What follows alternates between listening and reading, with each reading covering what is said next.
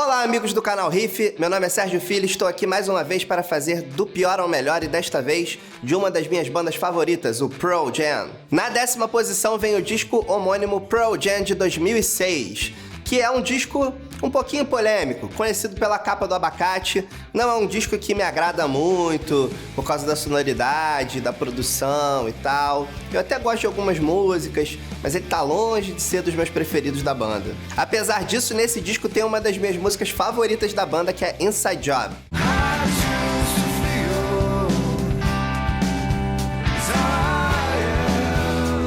Na 9ª posição está o disco Backspacer de 2009, que foi um disco que eu escutei muito na época que saiu, e é um disco que eu gosto bastante, mas é porque é difícil elencar a discografia do Pearl Jam. Esse disco tem algumas músicas que foram certos hits, e The Fixer tocou bastante aqui no Brasil, e tem uma baladinha muito famosa chamada Just Breathe.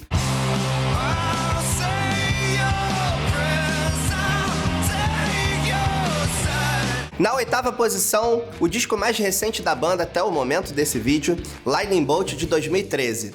Esse disco, pra mim, tem uma sonoridade bastante diferente do resto do Pearl Jam, apesar de ter algumas das músicas assim mais diretas, mais punk rock, tipo Mind Your Manners. E tem uma coisa importante nesse disco que é a balada Sirens, que se tornou uma das músicas mais ouvidas do Pearl Jam ao redor do mundo e aqui no Brasil também. Gerou inclusive a expressão Sirens is the New Black.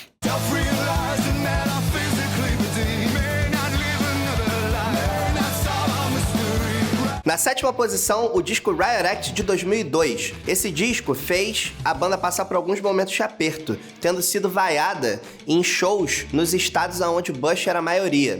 Bom, eu queria fazer um adendo rápido aqui ao vídeo, pra falar que durante a turnê do disco Riot Act, a banda foi vaiada pelos apoiadores do George W. Bush, que então era candidato à presidência, por causa de uma música que eles criticam o então candidato. A música se chama Bush Leaguer.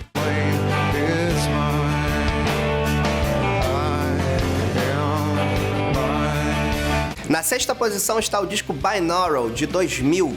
Foi o primeiro disco do baterista Matt Cameron na banda, que originalmente era baterista do Soundgarden, e também veio trazendo um molho um pouco diferente, uma vez que o Matt Cameron também é compositor.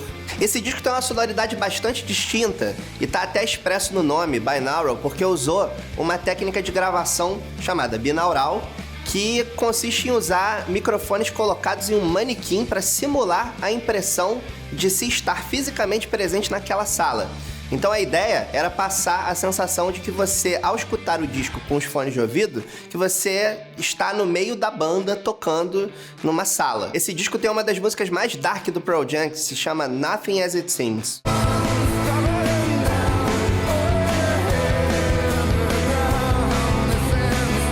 Na 5ª posição, o disco No Code, de 1996. O disco ficou famoso pela capa emblemática, que tem uma porção de fotos sobrepostas e montadas, assim, coladas e tal. E dentro do disco vinham algumas polaroids, que eram colecionáveis. Então, você meio que tinha que comprar o disco várias vezes para poder ter todas as fotos. Esse é o disco que tem a música Off He Goes.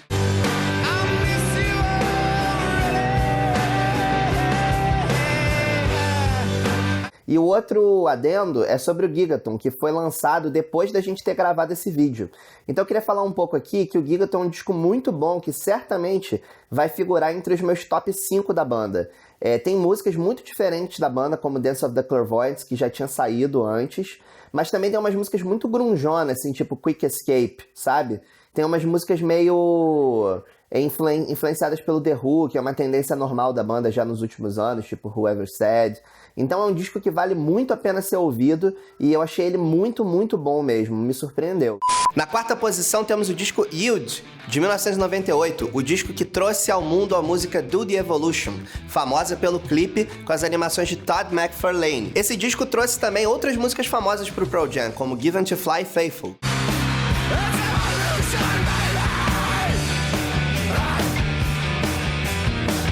Na 3ª posição veio o disco Vitalogy, de 1994, o disco que marca a mudança na sonoridade da banda. Esse disco tem umas músicas experimentais tipo Bugs, por exemplo. Também foi o último disco com o baterista Dave Abruzzese, que já estava sendo meio capado na banda. Ele teve muitas tensões com Ed Vedder e acabou saindo antes mesmo do disco ser lançado.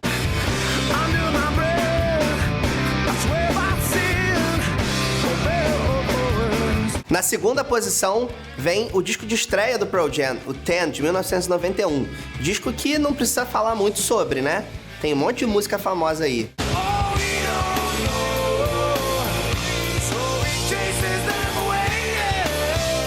E na primeira posição vem meu disco preferido da banda, que é o Versus, de 1993. Pra mim, o disco mais pesado da banda, com as músicas mais raivosas, os vocais mais putos do Ed Vedder, e tem grandes sucessos como Go Animal, Daughter, Dissident, enfim, tem música foda pra caramba nesse disco.